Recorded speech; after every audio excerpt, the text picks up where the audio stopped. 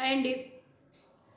మన దేశంలో సెలబ్రిటీస్ గురించి కాస్త పేరు వస్తే చాలు, వాళ్ళ సంగతి ఏంటో ఏమీ కూడాను తెలిసి తెలియకుండాను ఇష్టం వచ్చినట్టు పిచ్చివాగుడు వాగుతూ ఉంటారు.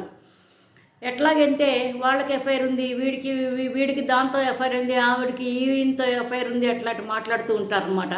అది నిజాలు ఏంటో అసలు ఎవరికి ఏమీ తెలియదు. కొంతమంది సీరియస్గా కోర్టులో కేసు వేస్తే అప్పుడు సారీ చెప్తూ ఉంటారు. మీకు అందరికీ గుర్తుండే ఉంటుంది, వైఎస్ రాజశేఖర రెడ్డి గారికి సెకండ్ వైఫ్ జయచిత్ర ఆవిడని పెళ్లి చేసుకున్నారని పిచ్చి వాగుడు పిచ్చి కూతలన్నీ కూశారు. ఆ విషయంలో ఆ టైంలో జయలలితని జయచిత్రని ఎవరో అడిగారు, ఏంటండి ఇట్లాగ నిజమేనా అంటే ఆవిడ విపరీతంగా మూసి నవ్వులు నవ్వేసుకుంది.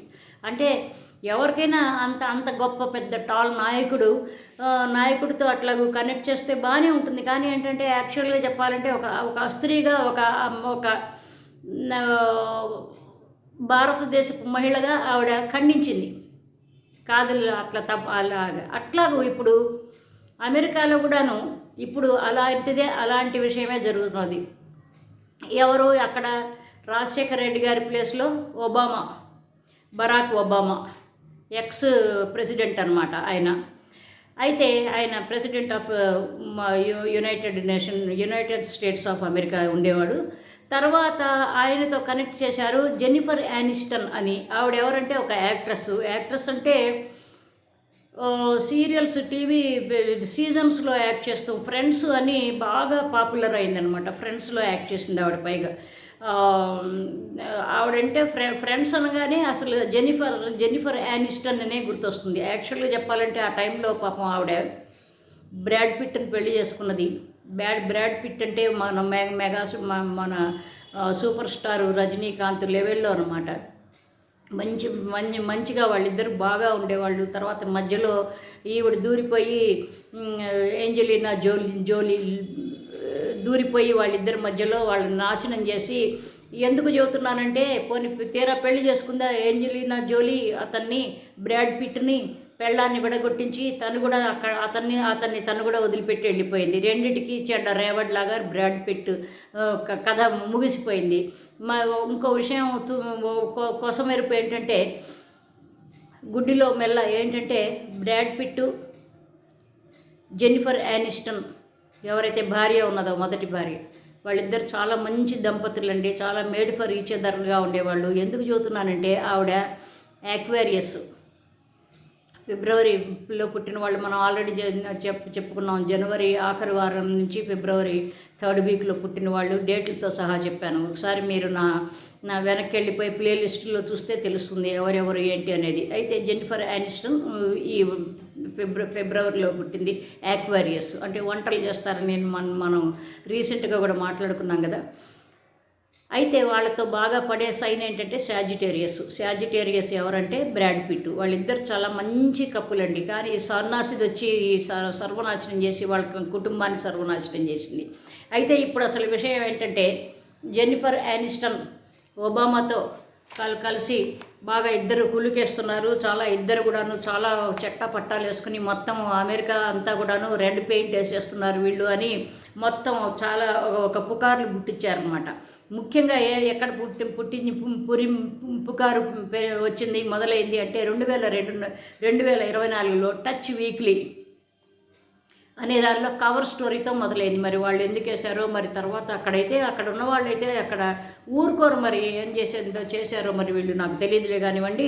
అయితే ఆ వీక్లీ అక్కడ కవర్ స్టోరీ వేశారు వాళ్ళు. దాంతోపాటు మొదలైంది అందరూ కూడాను వాళ్ళని అది చూసి ఇది చూసి అది మొత్తం ఇంకేంటి మొత్తం అక్కడేదో అదిగో పులి అంటే అదిగో తోక అన్నట్టుగాను మొత్తం అందరూ గబ్బులు పెట్టారు. అయితే అంతేకాదు vanity.fair.com అనే దానిలో కూడాను సోషల్ మీడియా అనమాట. అది ఇంకొంచెం ముందుకెళ్ళి వాళ్ళు డిబేట్లు డిస్కషన్స్ అవి కూడా పెట్టారట.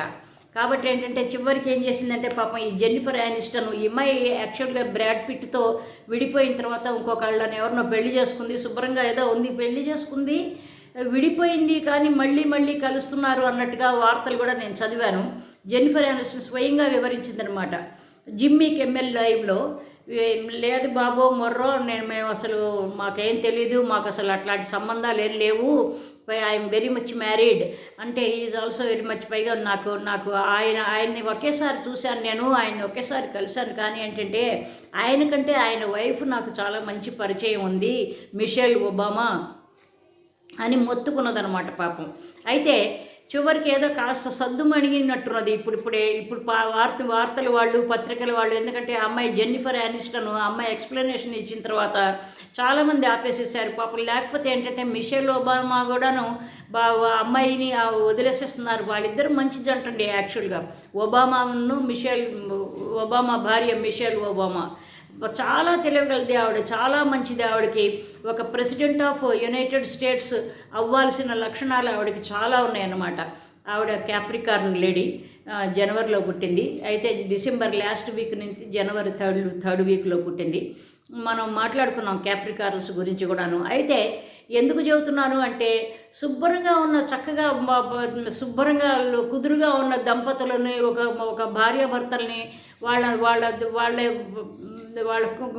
కాపురంలో ఒక కుంపటి బొగ్గులు రాజేసి మొత్తం సర్వనాశనం చేస్తూ ఉంటారన్నమాట. నిజంగా వాళ్ళకి కనుక అండర్స్టాండింగ్ లేకపోతే, భార్యాభర్తలందరూ ఇద్దరికి కూడా నిజంగా అండర్స్టాండింగ్ లేకపోతే, ఈ నిజమే కావాలని చెప్పి ఈ గొడవ నిజమేనేమో అని చెప్పేసి ఇంట్లో ఇంత పెద్ద పెద్ద గోళాలు జరుగుతాయో పాపం. వైఎస్ రాజశేఖర రెడ్డి గారు బతికున్నప్పుడు ఇవేం జరగలేదు, కానీ ఆయన పోయిన తర్వాత జగన్ని బదనాం చేయాలని రెండో భార్య అన్నారు. కానీ ఇట్లాగే చచ్చిపోతూ ఉంటారు. ఒకళ్ళు బాగుంటే కనుక ఏడుపు కొట్టు మనుషులు ఏముందంటే ఎదటి వాళ్ళ ఆనందాన్ని సర్వనాశనం చేయాలని ఒకటి కంకణం కట్టుకు కూర్చుంటారు అనమాట. కాబట్టి ఏంటంటే ఇవన్నీ కూడా ఎక్కడైనా ఉన్నాయి, కానీ మన దేశంలో ఎక్కువ ఉంటాయి. ఎందుకంటే మన దేశంలో కేసులు ఎక్కువ వెయ్యరు. మొన్న ఏదో నాగార్జున సురేఖ మీద వేశారు, కొండా సురేఖ మీద వేశాడు అని మనకు వార్తలు వచ్చినాయి. కానీ అక్కడ ఫారిన్ కంట్రీస్లో, ముఖ్యంగా అమెరికా లాంటి కంట్రీస్లో మాత్రము చాలా పెద్ద ఇట్లాంటివి ఎక్కువ రావు. ఎందుకంటే అక్కడ కేసులు ఇస్తే కనుక బాగా మూతి పగిలేలాగా డబ్బులు కట్టాల్సి వస్తుందన్నమాట నష్టపరిహారంగా. కాబట్టి ఏంటంటే ఇప్పుడు ఇంతటితో మాత్రం సర్దు మణిగింది, కానీ పూర్తిగా సర్దు మణగలేదు. సర్దు మణిగిన తర్వాత నేను ఇంకోసారి వీడియోలో నేను చెప్తాను సర్దు మణిగిందండి. మనం అందరం కంగారు పడద్దు, మనం హాయిగా ఆనందంగా కూర్చుందాము, మనం కొంచెం నిశ్చలంగా ఉందాము అని చెప్పి నేను మళ్ళీ ఇంకొక వీడియో చేస్తాను. సో అదండి సంగతి. కాబట్టి ఏంటంటే కథ కంచికి మనం ఇంటికి. మళ్ళీ ఇంకొక మంచి టాపిక్తో మళ్ళీ కలుద్దాం. బాయ్ అండి, లవ్ యూ ఆల్, బాయ్.